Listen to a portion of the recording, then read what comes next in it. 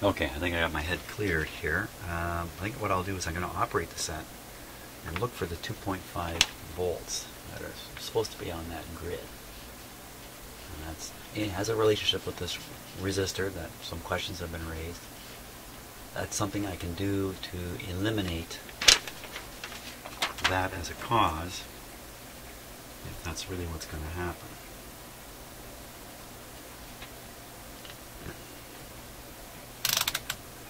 Eliminate it or be it. Okay. Let's just a quick check here. I'm sure we're ready to go. Nice gold radio. Yeah, good thing to warm it up anyway. I need a little extra heat here.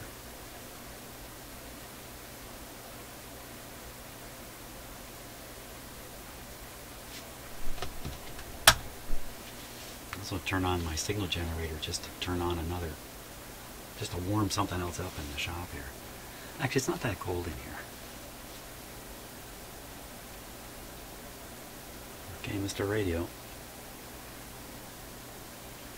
Oh, full power, full power.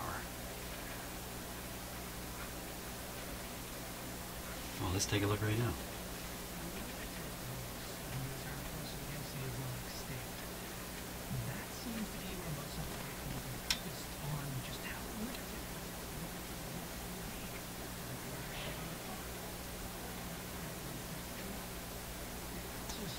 Minus 1 volt.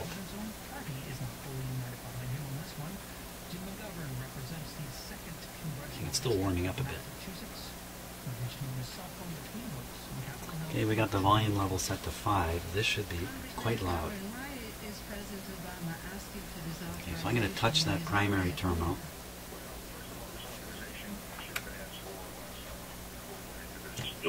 But the White House said that they have authority under 2 previous AUMFs. And unfortunately, Speaker Bader didn't see the necessity Congress that.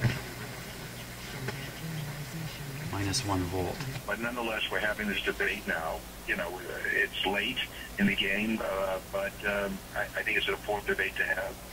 What would this resolution authorize the United States to do then that it's not already doing? Well, the way it's written and the way I understand it, it gives this president and the next president basically unlimited capabilities to expand the war in any way they want. The other grid We're is told that there's a limitation on right on the B minus. Troops. The language in the AUMF is prohibition of enduring offensive ground troops, whatever that means. Enduring means forever. But under this bill, you know, you could put 10,000, 20,000, 30,000 troops and just say that they're not there forever. And I can satisfy with that that requirement. resistor, the 18K There's no here. limitation on the countries that we could enter into for this battle against ISIS. It's not just about Iraq and Syria. It's not country specific. There is a sunset in 3 years. But let's be honest, if we're, you know, in a full-fledged war in 3 years, the next president is probably going to ask for authority to continue it. So I worry about not just the AUMF and what it gives this president and future presidents the authority to do. I worry about our policy and whether we have one. Just for people to know, the AUMF you're referring to, authorization for use of military force against Islamic State of Iraq and Levant. You call it ISIL. We tend to call it ISIS here. There's lots of names for this group. But on the other hand, you have large numbers of Republicans who are saying the problem with this resolution, it doesn't go far enough. It's too limited. Oh.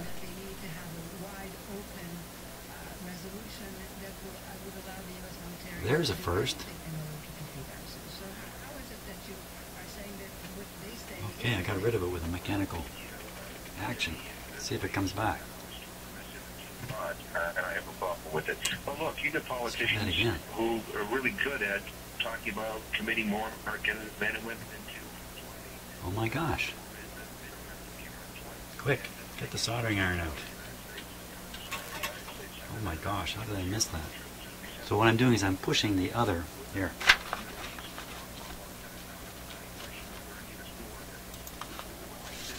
My. I'm pushing the other IF primary terminal. This is the one that I touch and it restores the radio. And I just push this one. There's that 1K resistor that has been commented on. Let's see if I push it the other way if it comes back. Kind of logically makes sense, huh?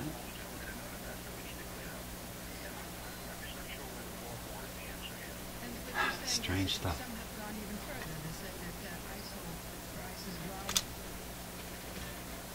Oh, what did I bump there? Because it really went quiet.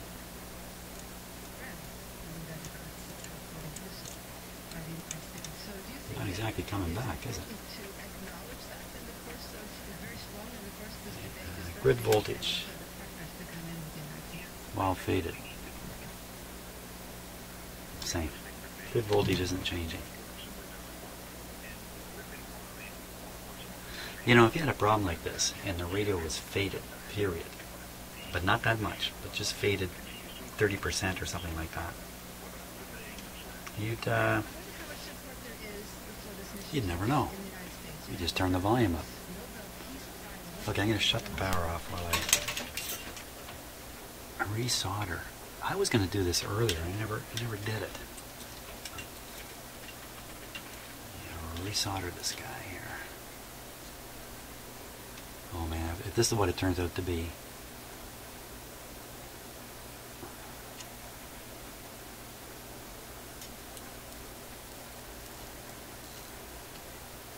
Lots of gunk on there, burning off.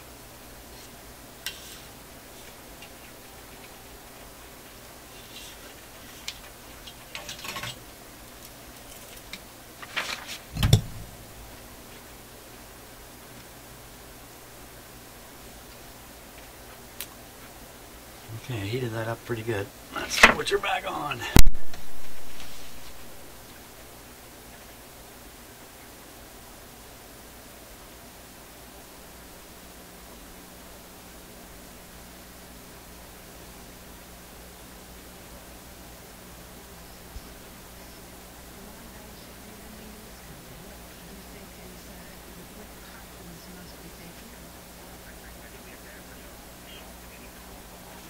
Sounds faded to me.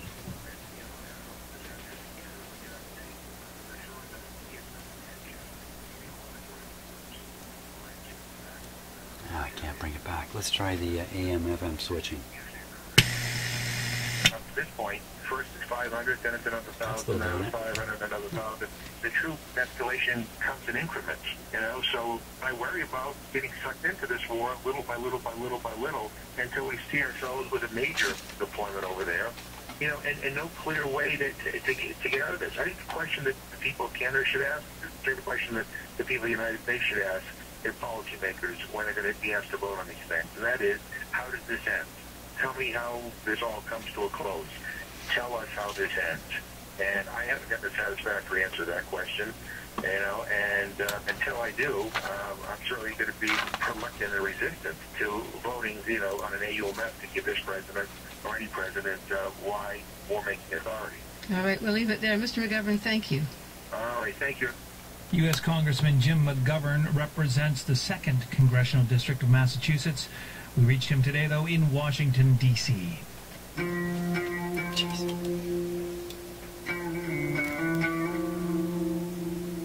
One side of the 1,000. Bus side of the 1,000. 92.1. For those of us of a certain generation, hearing the name Hagersville likely brings but one story to mind. It was 25 years ago today that a massive pile of 14 million tires was set on fire in the rural community just south of Hamilton. Thousands of locals had to be evacuated from the area as huge clouds of black toxic smoke poured into the sky. The fire made headlines around the world and took 17 days to extinguish. Days after the fire began, former, as it happens, host Michael Enright spoke with the Hagersville Fire Chief Buck Sloat. Here's an excerpt of his update on the fire. This is from our archives. Chief Sloat, you just got back from the fire site. How does it look now? It hasn't changed much. We haven't gained nothing. And this is a fire that's been burning since Monday? Yeah, it started 1 week, Monday morning. What? It's out of control, I guess?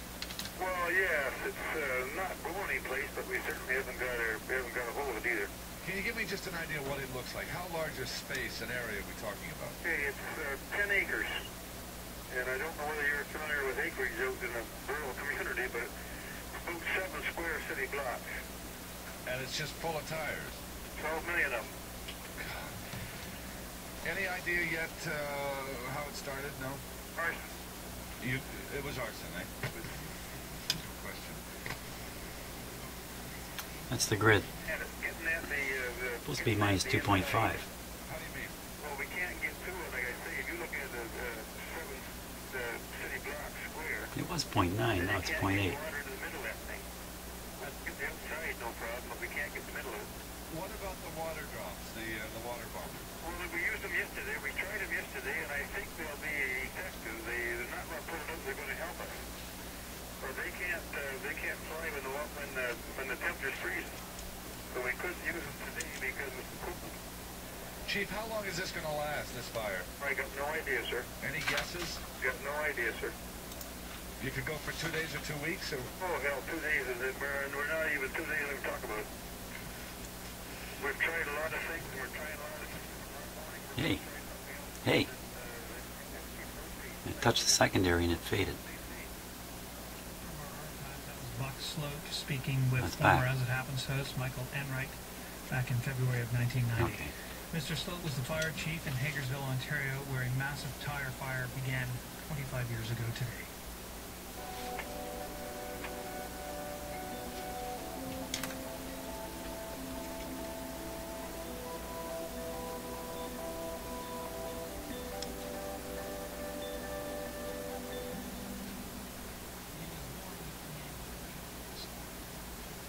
Nation in Saskatchewan. What's going on here? Seems to be becoming sensitive everywhere. He was taken into government care, and he was eventually adopted by a non-Aboriginal family in Pennsylvania.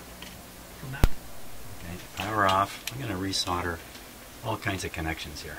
Get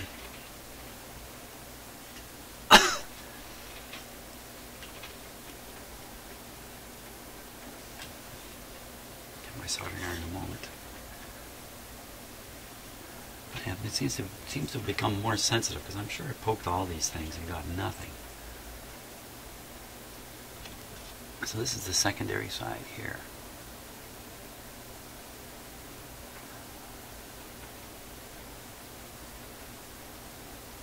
There we go.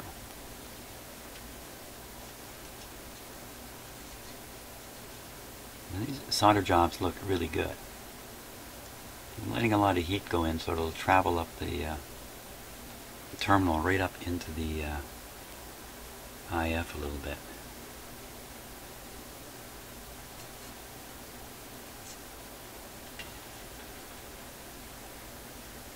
I don't know, should I test it before I do more?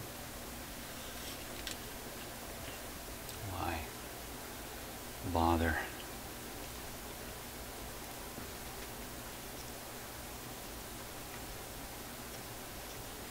Really ugly looking connection here. All blackened.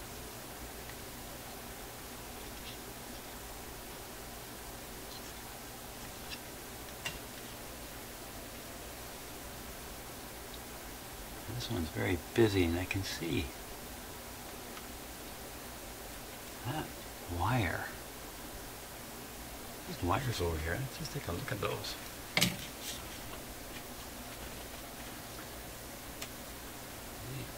Ugly.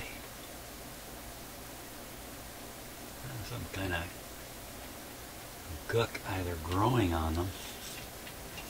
Again, this is where the heat flow from the power supply and from the heater resistors, heater dropping resistors flows right up into here.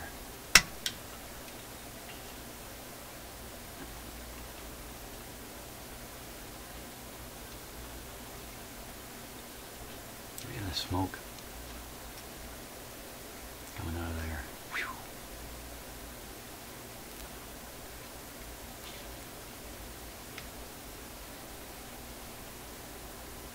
My soldering iron's gotten pretty hot.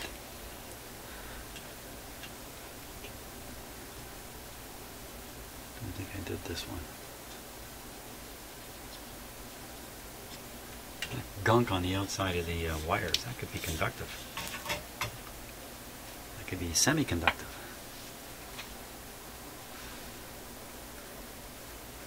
Okay, let's give it a go.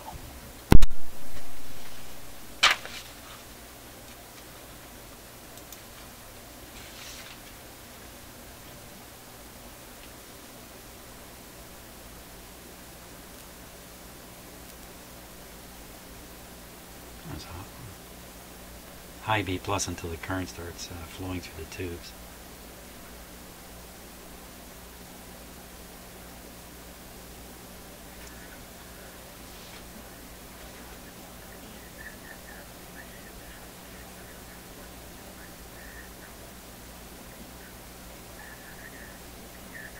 It's very faint now.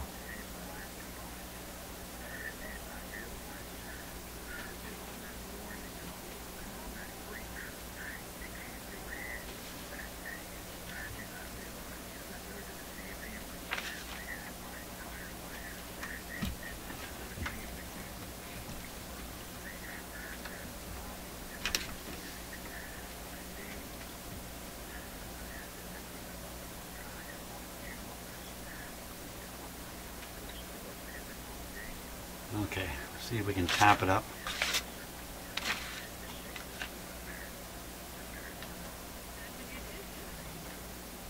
Now, tell us, if you would, about that encounter. Amazing.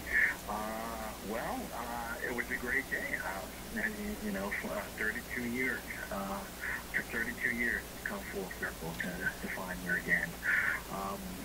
You know, what do you say to your mom for the first time? And, you know, other than, you know, hi, I love you, I miss you, just doesn't seem to cover it. But that was a good start. I think that's what we said. And just to see her,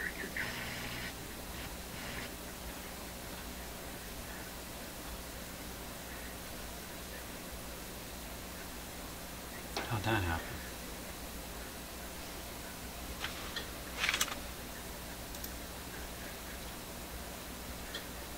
Just a little hard getting this camera just to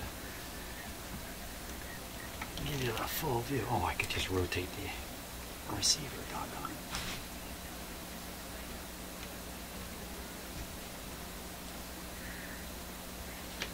Wow, I seem to have knocked it out. Seem to have knocked it out by touching this pin on this other transformer. Now there's a wire going from here to the secondary here.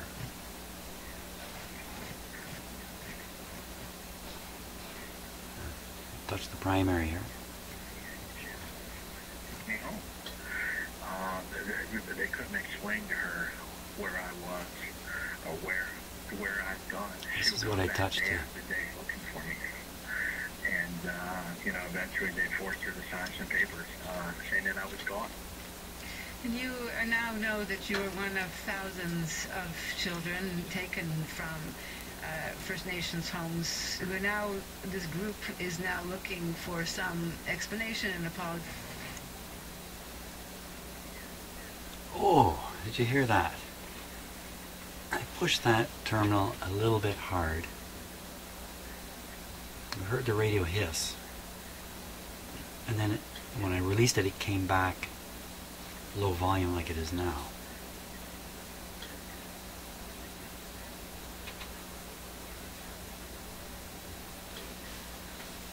The hiss sounded like it went off frequency. Let's bring it back. To me, it's a miracle that you can keep bringing it back that way. Let's try that again. Push this pin. The spiritual lottery, and it took me into there. My furnace switched on there in case you're wondering what the kabonk was. And it's gone. Okay, so when I push on this terminal, which is a different IF coil, a little bit of the push ends up over here because of this wire. Oh, it's coming back.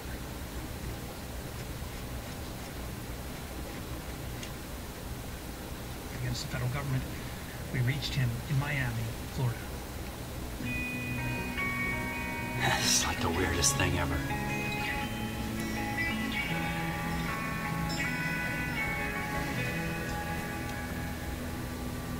Be careful if my fingers don't get in the other part of the radio here. North Korea want North Korea to stop being North Korea.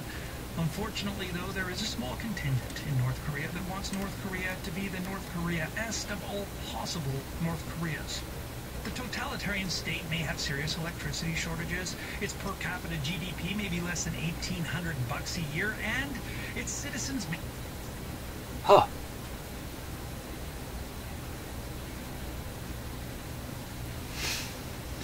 just getting stranger. Uh-oh. AM FM switch here. Party of Korea. They have unveiled 310 brand new slogans. Please be aware that all of these slogans ends with an exclamation point. Now they start predictably with stuff like, "Let us brilliantly inherit and develop the glorious revolutionary traditions of our party." And then they get kind of defiant. "Frustrate the imperialist moves for ideological and cultural infiltration by dint of our revolutionary ideology and culture." And then they get kind of weird. "Let us turn ours into a country of mushrooms by making mushroom cultivation scientific, intensive, and industrialized." Coal miners. "Read the minds of producers first before measuring the quantity of their products." Also, cover hundreds of kilometers at a stretch when others are taking 10th or 100th step, which is contradicted almost immediately by "Keep your feet firmly planted on this land and look out over the world."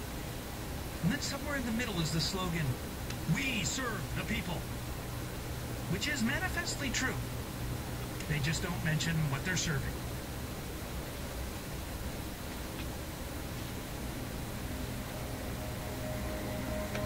Oh, I thought I went dead there for a second.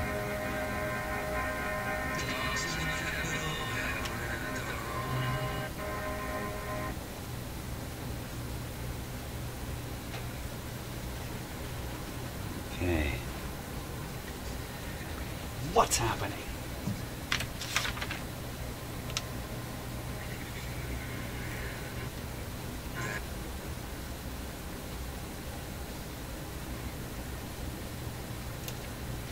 I'm separating wires here.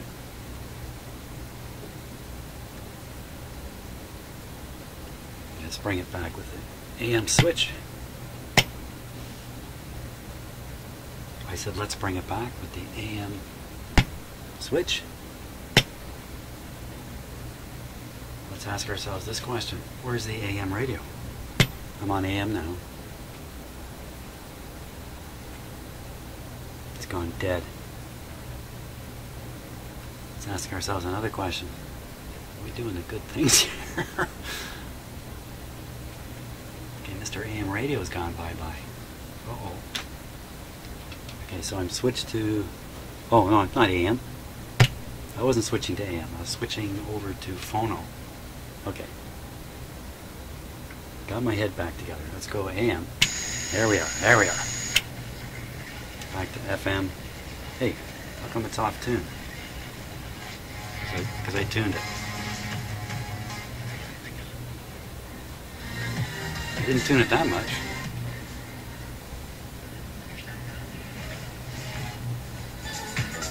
I dig that a lot. There it is. From their last album,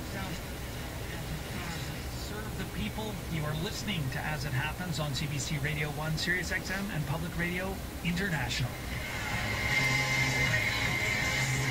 That's full volume, I believe.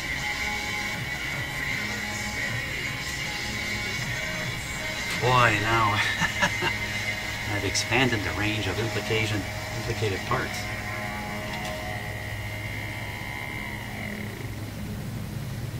I'm starting to get mechanical effects I was never noticing before.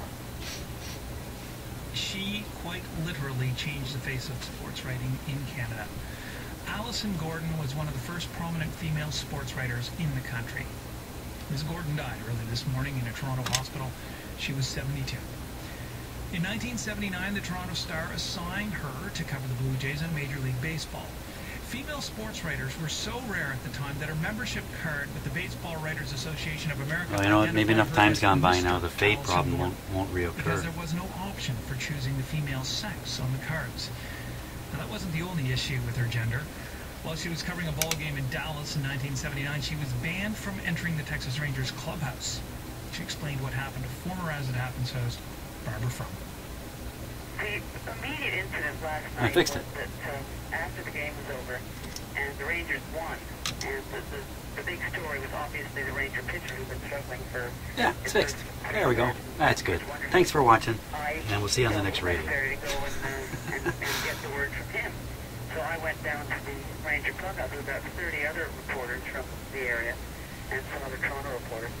And John Matlack, who's the player representative, stuck his head out the door and said that the dressing room was closed, and that was team policy, and that no one would be allowed in. Not you or anybody. Or anybody. And one of the reporters said, well, is this because she's here, or is this... Just read the voltage on the grid here again. And Matlack said, well, we'll decide that. 0.9. It's just the same all the time. What 0.9. the story is on that team is they allege that they decided in spring training, though none of the Texas writers heard about this, that they would, serve equality by... 92, same as always. They then turned around and waived that rule for the first 11 games when there are no women there. And the minute the women showed up, which was in fact in New York, they then said, sorry, team policy, and wouldn't let anyone in. But, the point is that in other sports, women have been covering these teams, and it's like hockey team, and basketball teams, no problem. I have personally had no problem at all with the Blue Jays. I have to go into the clubhouse, I go in, find the guy I want to talk to, interview him, and get out of there. Are you in embarrassing situations a lot of the time? Are they? No. The first couple of days, obviously, Barbara, were a bit awkward. I mean, you feel it's a bit awkward walking into a room when there are men standing around in their underpants or nude or whatever. You're kind of looking around trying to find the player you want to interview when you're seeing a bit of naked flesh. But and you don't recognize them. Luckily I know all the Blue Jay players by face. They don't have to tattoo their numbers on their chest or anything. In a situation like this, the other jurors in a competitive situation are going to resent you, surely. Well, this was the now look at that wire there. Thing about this action yesterday, because the tactics the Rangers used is one that New York Yankees used very successfully. What they thought they were doing was infringing the freedom of the traditional freedom of the male writers, and that would turn the male writers against the female writers. Yeah, it's stuck to this other one. What made me was that the writers down here in Texas, who I'm guilty of the same kind of stereotyping people use against women writers, I guess. But you would have thought they would be really redneck and really traditionalist. They were so supportive, and they're just furious. They're furious at the team, which is correct. They should be mad at the team and not mad at me for being the kind of innocent bystander in all this. That was sports writer Allison Gordon speaking with former As It Happens host Barbara Frum in 1979. Can't get them apart. Ms. Gordon's talents went well beyond the ball diamond. She also wrote a series of mystery novels featuring the character Kate Henry. She was once a producer on this very program. Wow. And in 2008, Allison Gordon spoke to Carol on the 40th anniversary of As It Happens about what it was like to work on the show in its early days. The most fun job I ever had. It's a word I hate to use in the kind of most recent political context. We were a bunch of mavericks. We liked shaking things up. We liked getting management mad at us. Now, there was one period of time when, for quite a while, there had been some complaint in the House of Commons that CBC wasn't patriotic enough. I'm not quite sure those were the words. Anyway, we decided we would begin every day with the national anthem, which we'd play at top volume for our story meeting every morning. Now, the secret to this was that right next door to our office was the office of one of the weird. Looks almost like a millipede, doesn't it? Middle managers of CBC, and of course, every day I can't rip it away. It seems. Glaring while he was trying to talk on the phone or have a How hot is this thing done? Because it was so chemical. CBC middle management orders as it happened to stop playing national anthem. That would be in the House of Commons in a flash. And I wonder how it would get there. So we did that kind of thing, What was As It Happens, what were those offices like? Well, in the office where there was, again, the symbols of our bizarre nature, there are a couple of props. There was, I forget why, but someone brought in a full-size punching bag, which hung in the middle of the central office. And people would come take their tensions out on that. It was just kind of chaos, and things stuck up all over the wall. What, you had no place to keep your beer cold? That was a side room. So at the end of our great hectic days, we weren't actually fit to go out into the public world quite yet. We'd all need to unwind. And so, generally speaking, we'd all hang around the office listening to the show on the monitor as it went out and drinking beer. We had a little beer fridge. And we would get deliveries. Now, of course, this is completely against CBC policy. Okay, switch off. Using a metal screwdriver in here to really pry this apart. Oh, I whacked that guy. Wow. Now, I doubt there was any significance to that. This wire insulation looks good. But, holy.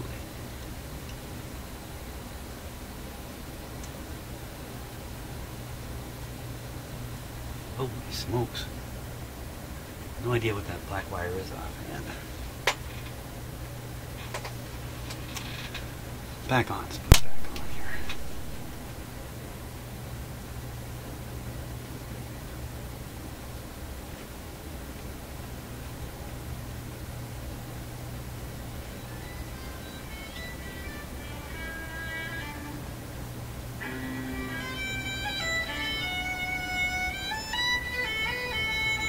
Oh, I think there's more volume here.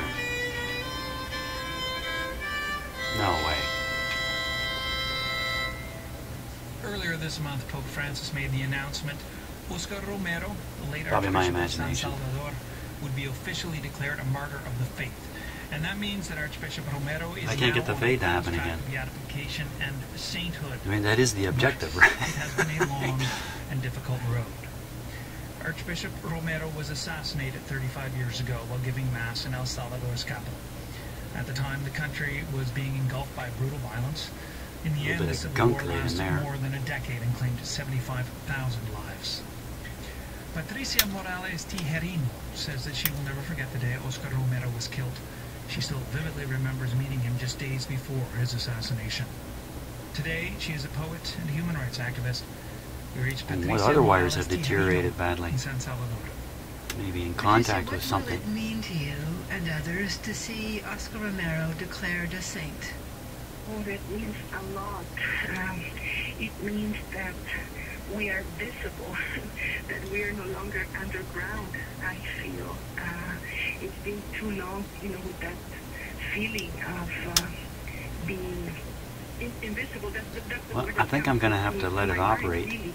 Cool off, rather. Can you take us back to 1980, in March 24th? What do you remember of the day when Archbishop Romero was assassinated? It was a Monday, and it was about 6 o'clock when I heard the news, and I remember being at home and just Maybe it is fixed. orphaned. Who knows? I can't tell at this point because the fade has disappeared. The fade is fading. For the whole country. So let her cool off. At that point, many priests, nuns, That's the best I people, can do. leaders had been. Ah. What a crazy thing.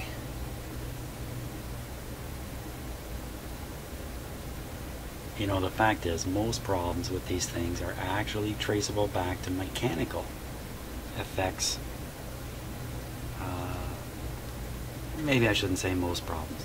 Many problems can be traced back to mechanical effects, heat, expansion, vibration, stuff like that. Not the actual component failure of its electrical function, I would say. Anyway, that's my opinion. What's it worth? Not worth much anymore. Okay, let's let it cool off.